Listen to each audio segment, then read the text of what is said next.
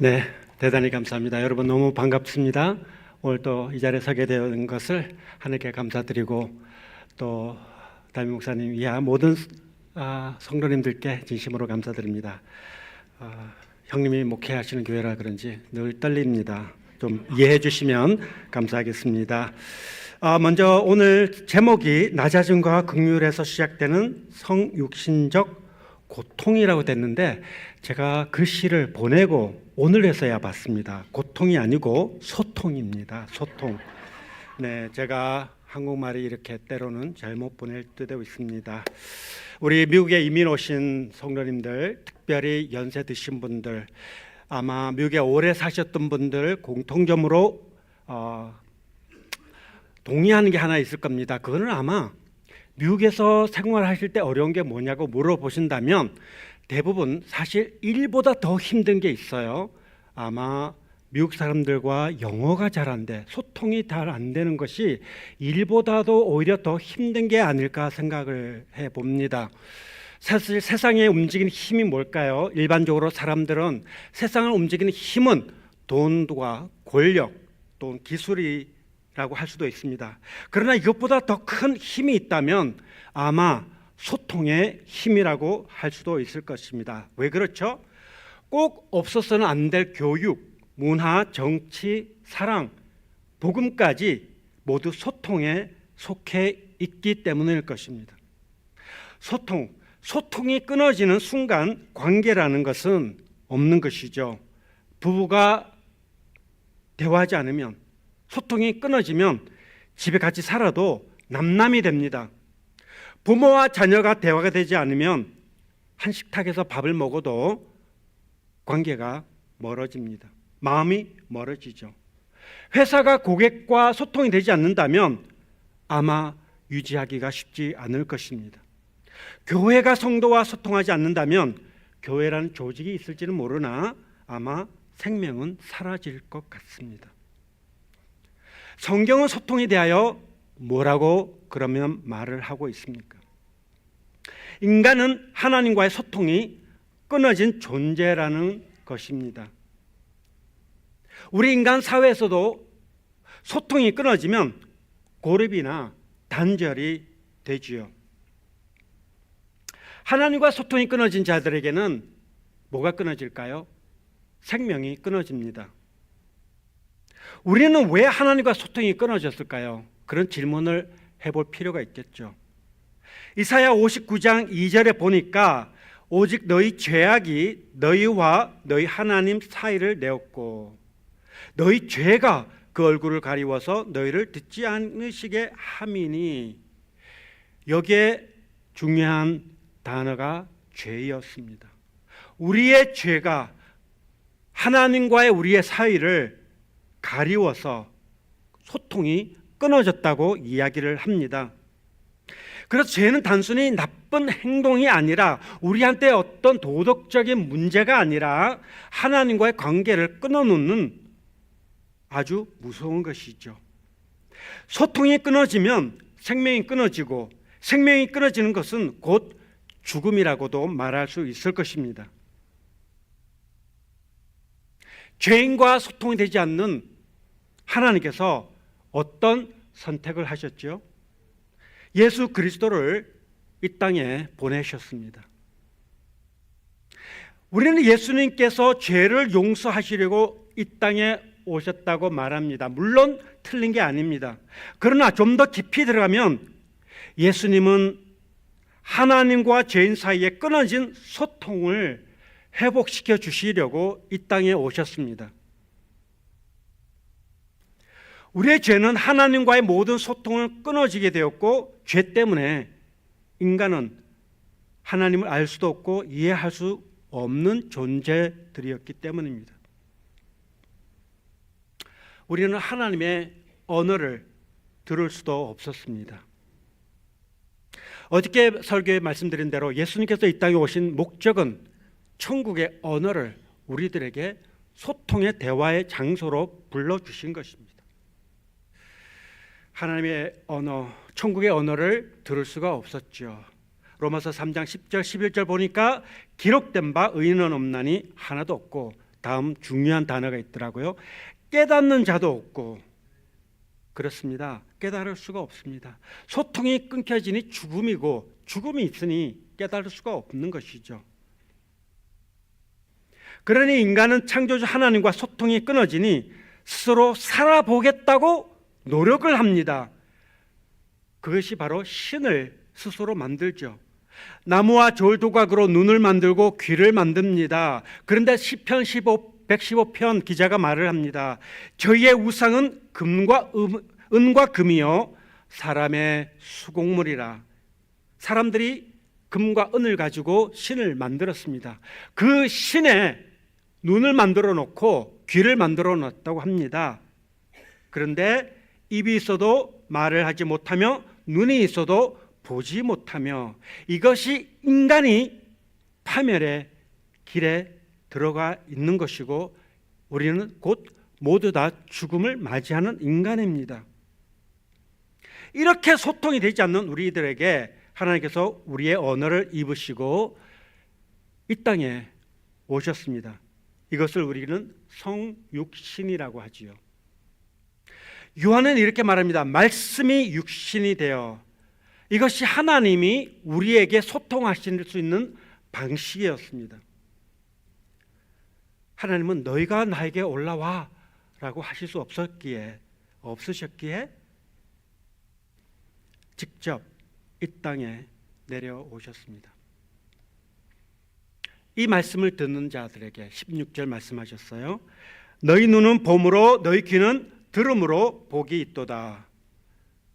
우리들에게 소통의 길을 터주셨습니다. 이것이 예수님께서 우리에게 말씀하신 복이고 은혜입니다. 하나님과 소통의 길만이 죄인들이 살아갈 수 있는 길입니다. 제가 12살 때 미국에 왔습니다. 사실 한국의 역사에 대해서 뭘 알겠어요. 그런데 책을 읽어봤습니다.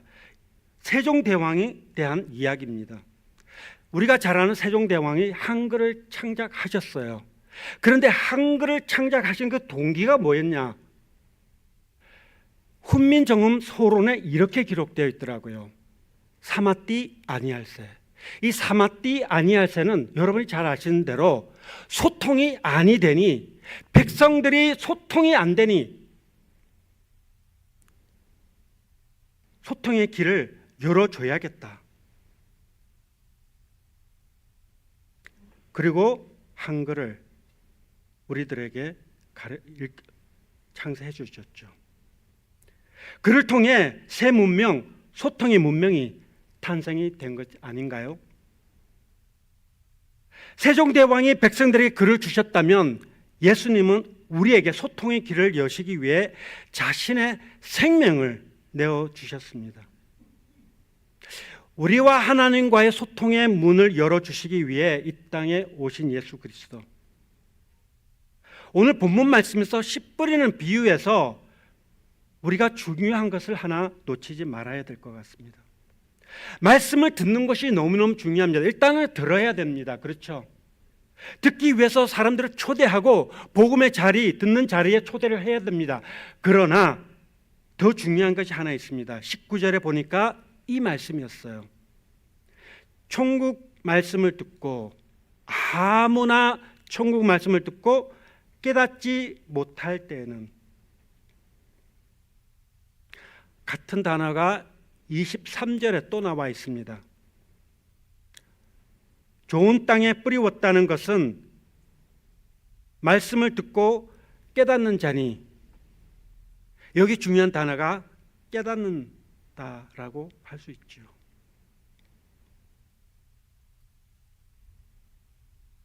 마태복음 13장 어저께 말씀드린 대로 비유가 굉장히 많습니다.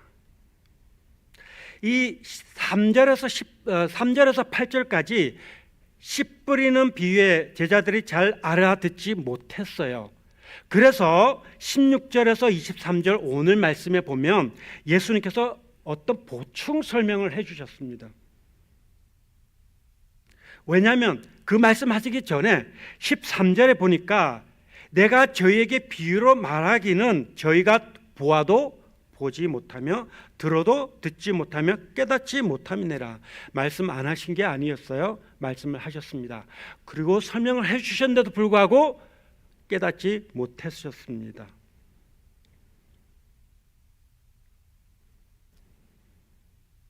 오늘 말씀에 씨 뿌리는 비유에서 핵심 단어는 뭘까요? 씨 뿌리는 비유니까 핵심 단어가 씨인가요? 핵심 단어는 씨 뿌리는 자의 비유는 핵심이 씨가 아니었습니다.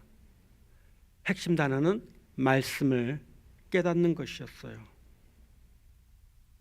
이 말씀이라는 것은 세상의 말이 아니라 예수님께서 19절 말씀하셨어요. 천국, 아무나 천국 말씀이라고 하셨습니다. 죄인과 소통이 되지 않는 천국의 말씀을 예수님께서 오셔서 소통의 길을 열어주셨습니다. 예수님께서 우리들에게 말씀을 깨닫게 해주시고 하나님과 소통의 길을 열어주셨어요. 우리는 어떻게 복음을 받아들이게 되었습니까? 약 150년 전에 미국에서 선교사님들이 한국으로, 우리 조선으로 오셨죠. 불과 150년 전 이야기입니다. 이분들이 조선에 와서 다른 문화에 다른 글을 배우고 하나님 나라의 소통의 길을 열어주시기 위해, 알려주시기 위해 많은 헌신이 있었습니다. 한국에 가보시면 선교사들의 무덤이 서울에도 광주에도 있더라고요. 그런데 가보면 그때 당시 이분들의 고통이 얼마나 심했는지, 오신 지 얼마 되지 않았는데 아이들을 병으로 잃습니다. 자녀들을, 어린아이들을 먼저 보내야 하는 그런 아픔들. 정말 훌륭합니다. 그런데 사실 그보다 훌륭하신 분들 또 계셨어요. 이들의 배후에 성도님들의 기도가 있었다는 것을 깨달았습니다. 저도 오늘 말씀을 드립니다. 캄보디아 사역 어렵습니다. 말도 어렵고 글도 어렵습니다. 글을 배울 때 포기하고 싶을 때가 많았습니다. 날씨보다 오신 분들 아시지만 훨씬 더 어려운 게 언어였습니다. 언어를 모르니 소통이 어려웠습니다. 매주 캄보디아로 설교를 한다고 해도 때로는 이분들이 내가 하는 말을 알아듣고 오는지, 정말 외국인이 설교하니까 와봐 주는지 헷갈릴 때가 있습니다. 그럼에도 불구하고 이분들이 말씀을 듣고 변하는 모습은 분명히 있습니다. 왜 그런가? 하나님은 하나님의 사역을, 하나님의 역사를 저희들을 통해서 이루어 가시는 것을 보기 때문입니다. 저희들의 사역을 감당하게 하시는 성도님들의 힘이, 기도의 힘이, 사랑의 힘이 엄청나다는 것을 보여줍니다. 슬라이드 한번 좀 보면서 잠깐 말씀을 좀 나누겠습니다. 이미 오셔서 다 보셨지만 잠시 사역에 대해서 우리 현장의 사진을 좀 보여드리겠습니다. 먼저 저희 가족이고요. 네, 저희 아들 하나, 딸 하나 있습니다. 27, 어저께 23이 됐습니다. 그리고 여러분 다음 글씨를 다 한 번씩 보셨죠? 이것이 글씨인지 지렁이가 기어가는지는 헷갈릴 때가 있다고 합니다. 어느 분이 말했어요. 라면에다가 잉크를 묻히고 찍으면 바로 이런 글씨가 나온다고 했는데, 여러분 보시면은 이 글씨를 자세히 보면은 시작과 끝이 머리가 있고 꼬리가 있어요. 모든 글씨의 시작이 머리가 동그랗게 있는데 이야기하기를 뱀을 가지고 만들었다고 합니다. 뱀도 하나의 우상입니다. 그래서 워낙 캄보디아는 여러분 못 보셨겠지만 뱀이 굉장히 많고 제 기숙사 주위에도 뱀이 자주 출몰합니다. 오실 때마다 감사하게도 뱀 때문에 어려움은 없으셨던 것 같습니다. 다음요. 여기가 프놈펜, 아름다운 도시. 한번 찍고 보여드리고요. 다음 보겠습니다. 저희 센터 주의배원입니다. 정말 마을의 아름다운 시골, 하나님께서 참 이 논을 사서 센터를 짓게 해주셨는데요. 다음요. 저기가 이제 여러분이 기도하시고 헌금하신 그 은혜로 정말 예배당을 하나님께서 이렇게 예쁘게 지어 주셨습니다.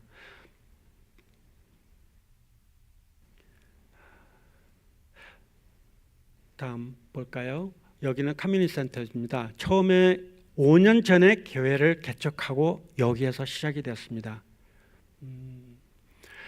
작년에 하나님께서 교회 예배당을 옮기게 해주셨는데 정말 큰 예배당을 주셨어요. 그래서 하나님의 일이 분명히 이유 없이 주시지는 않았을 겁니다. 분명히 이유 있을 겁니다. 그 이유를 잘은 모르지만 어쨌든 하나님께서 좋은 예배당을 허락해 주셨어요. 네, 다음요. 그 커뮤니티 센터 안에, 뉴라이프 센터 안에 국제학교가 있습니다. 국제학교 정혁 선교사님 맡아 계시고요. 위에 보신 임마누엘 센터는 이름은 임마누엘 센터인데 사실은 애프터스쿨 프로그램이고 선교사님께서 맡아주시고 다음요. 저희들이 첫 예배입니다. 5년 전에 개척을 2021년 12월 19일 날 개척을 했고요. 첫 예배 때 현지 분들과 함께 찍은 사진입니다. 정말 감동이에요. 이렇게 많이 와실 줄도 몰랐습니다. 개척하면 보통 두세 가정이 온다고 하는데 어쨌든 하나님께서 많은 분들을 보내주시고 시작하게 되었습니다. 다음요. 팀이 오셔서 특송하는 모습입니다. 이렇게 예쁜 교회를 또 하나님께서 주셨어요. 다음. 위에 계신 분은 여자 전도사님입니다. 풀타임 전도사님으로 또 보내주셨고 밑에 오른쪽 사진 오른쪽에 있는 형제가 데이빗 형제입니다.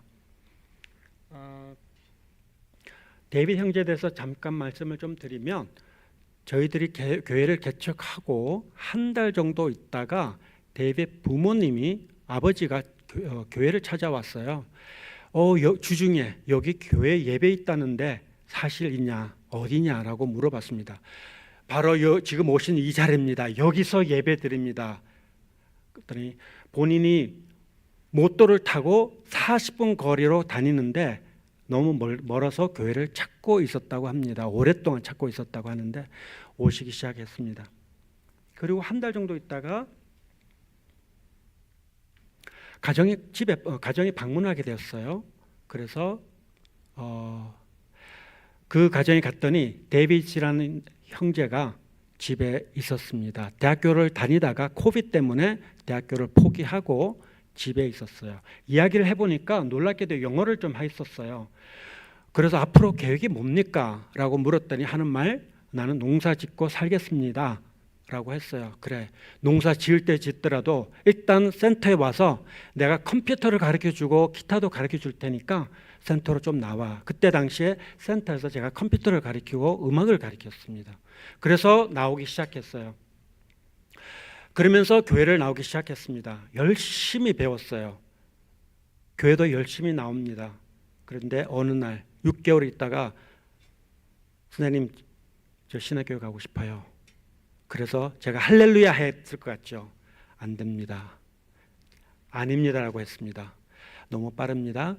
앞으로 목회하려면 최소한 사회 경험도 좀 해봐라. 그래서 푸른펜을 보내서 일을 시켰습니다. 그래서 회사 일도 좀 해보다가 다시 나중에 중고등부를 교회를 시작이 돼서 불렀어요.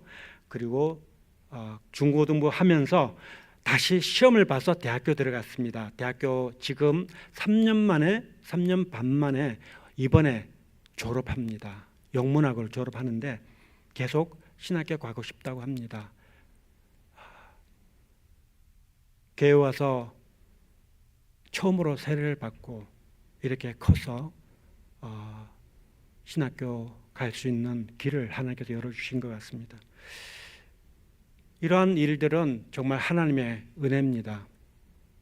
바로 우리가 함께 기도했던 그 기도의 열매가 땅에 떨어지지 않고 이러한 열매로 나타난다는 것을 좀 나누고 싶습니다.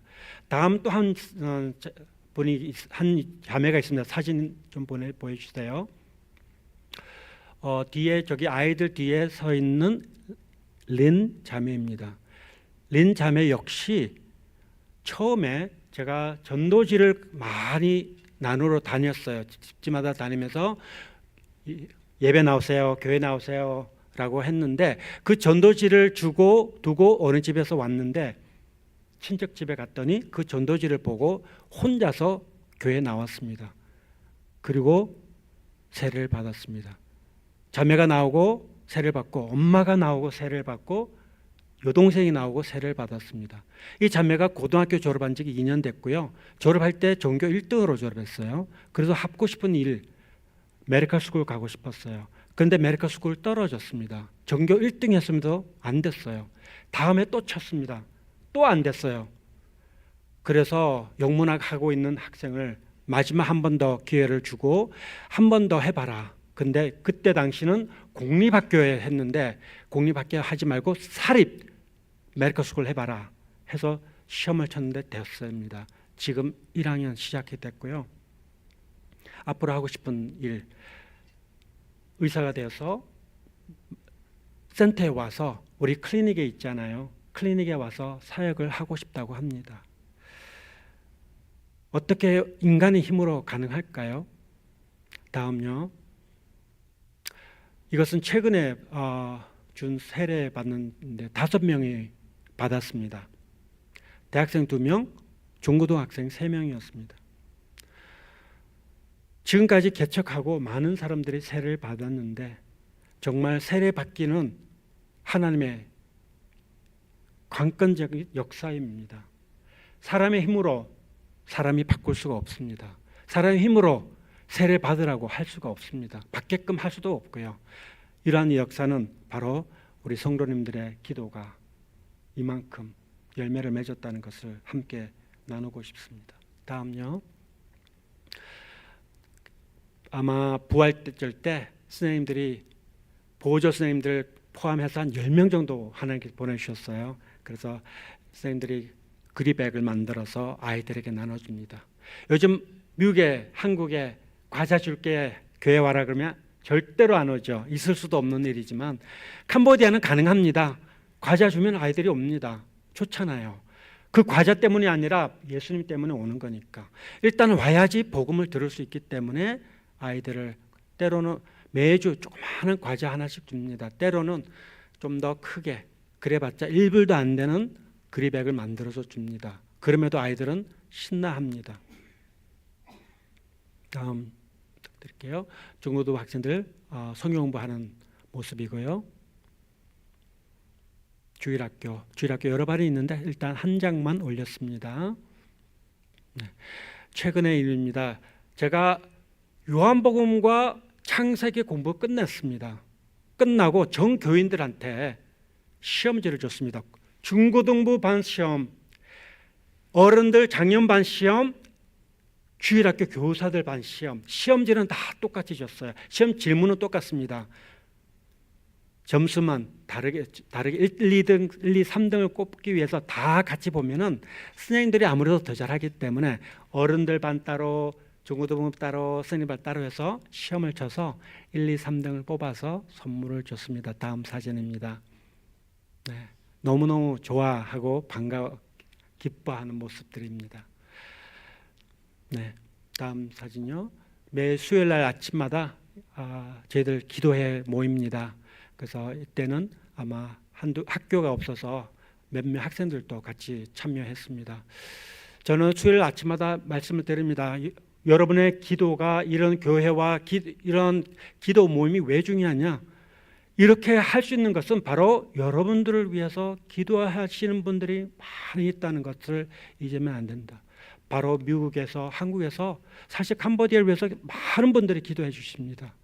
그래서 여러분들의 신앙이 이곳에서 복음화되고 있다는 것을 잊지 말라고. 그래서 기도받는 것이 아니라 이제는 역으로 같이 기도해 주자. 미국에 있는 엔델렘의 교회를 위해서 기도하고 교회 목사님들 위해 기도하고 성도님들을 기도합니다. 서로 기도합니다.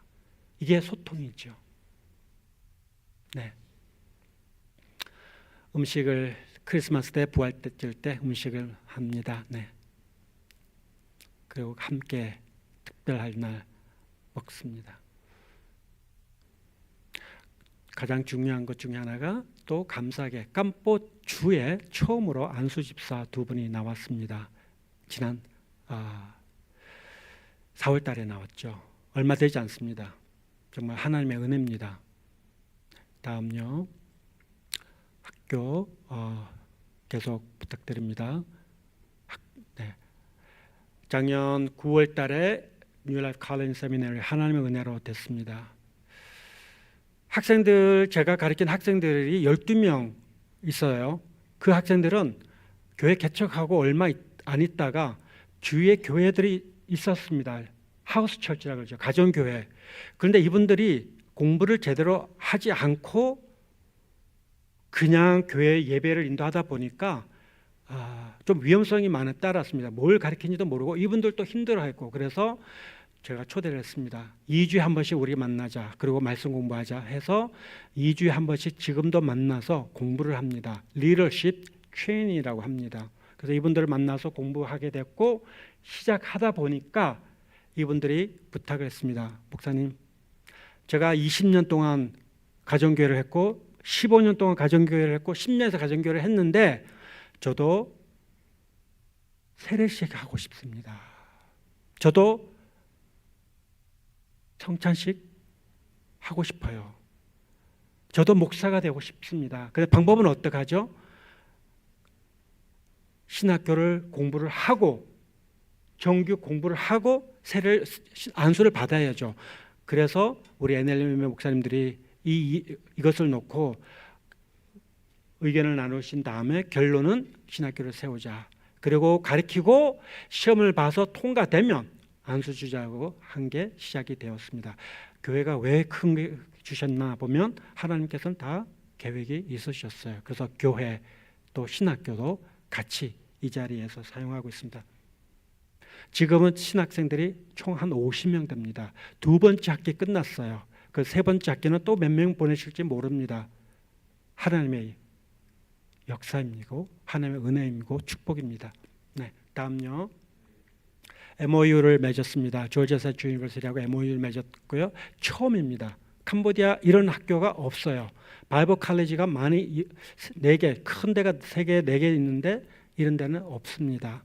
근데 세운 지 1년도 채 되지 않은 상황에서 하나님께서 또 MOU를 맺어서 미국에 있는 학교 졸업장도 받을 수 있는 정말 귀한 축복의 날이었습니다. 네. 많이 보셨던 BBS 사진입니다. 오시면은 이런 아이들을 위해서 BBS를 합니다. 여러 가지 사역이 많이 있죠. 미용 사역, 네, 계속요. 메디컬 사역 등 많이 있습니다. 네, 다음요. 네, 다음. 중요한 거 하나가 이제 노방 전도는 아니고요. 가정마다 다니면서 전도지를 나눠주고 교회를 초대합니다. 이분들을 이렇게라도 해서 초대를 해야지 때로는 옵니다. 해도 안 오죠 하지만 그래서 또 이런 가정마다 방문해서 초대하는 것이 굉장히 중요합니다. 네, 네, 감사합니다. 다음요. 네, 우리의 NLM의 뒤에 다 글씨 보이나요? 네. 마지막 단체 사진입니다.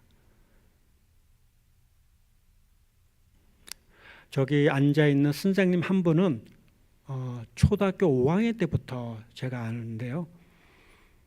가정이 굉장히 어렵습니다. 프놈펜에 살고 있고 베트남 난민촌에서 교회를 하나님께서 개척하게 했어요.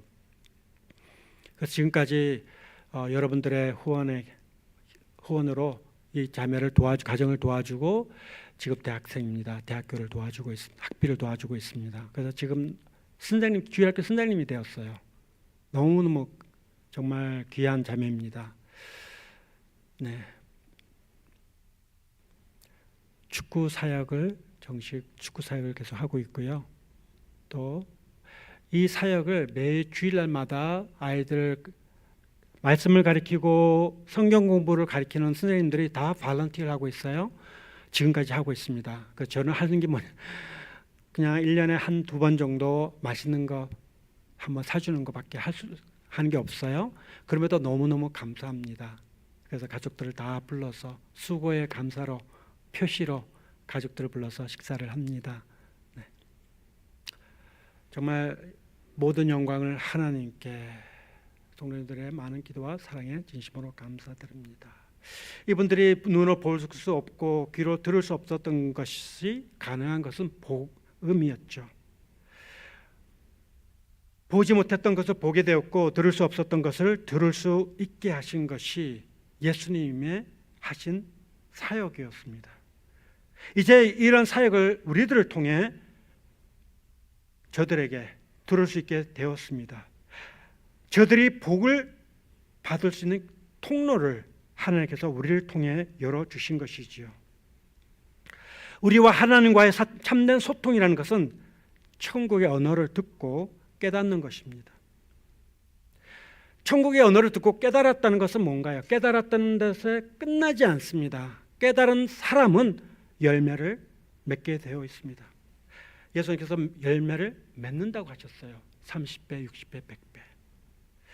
말씀을 듣고 머리로 이해하는 것에 끝나지 않고 아마 바로 삶이 바뀐다고 해도 과언이 아닐 것입니다. 씨앗이 좋은 땅에 뿌려졌는데 어떻게 열매를 맺지 않을 수가 있을까요? 영혼을 변화시키는 것은 오늘 설교하는 제가 아니라 예수 그리스도의 십자가와 성령님의 역사하심입니다. 성령님의 역사는 예수 그리스도께서 십자가를 통해 하나님과 우리를 소통의 길을 터 주셨습니다. 십자가는 우리와 하나님과 소통할 수 있는 위대한 길이었습니다. 이 소통의 길을 열기 위해 많은 하나님께서 선지자들 보내어 말씀을 하셨으나 아까 말씀드린 대로 죄인들은 깨닫지 못했습니다. 그래서 사도 바울은 로마서 5장에 이렇게 말합니다. 우리가 아직 죄인 되었을 때, 우리가 아직 깨닫지 못했을 때에 그리스도께서 우리를 살려주셨습니다. 우리를 불러주셨어요. 십자가는 말보다 더 큰 언어입니다. 십자가는 하나님께서 죄인을 얼마나 사랑하시는지를 보여주시는 가장 위대한 소통의 길이었습니다. 그리고 부활은요, 그 사랑이 실패하지 않았다는, 이제 하나님과 소통의 길이 열렸다는 선언이었습니다.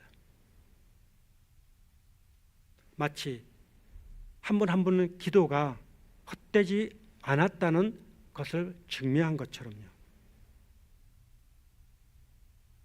2000년 전에 성육신 하셔서 이 땅에 오신 예수 그리스도, 우리를 사랑하셔서 그분의 낮아지심과 우리를 긍휼히 여기심으로 소통의 장을 열어주신 예수님, 그 예수님의 십자가 사건과 부활의 이야기는 계속 이어지는 데는 변함이 없을 것입니다. 언제까지요?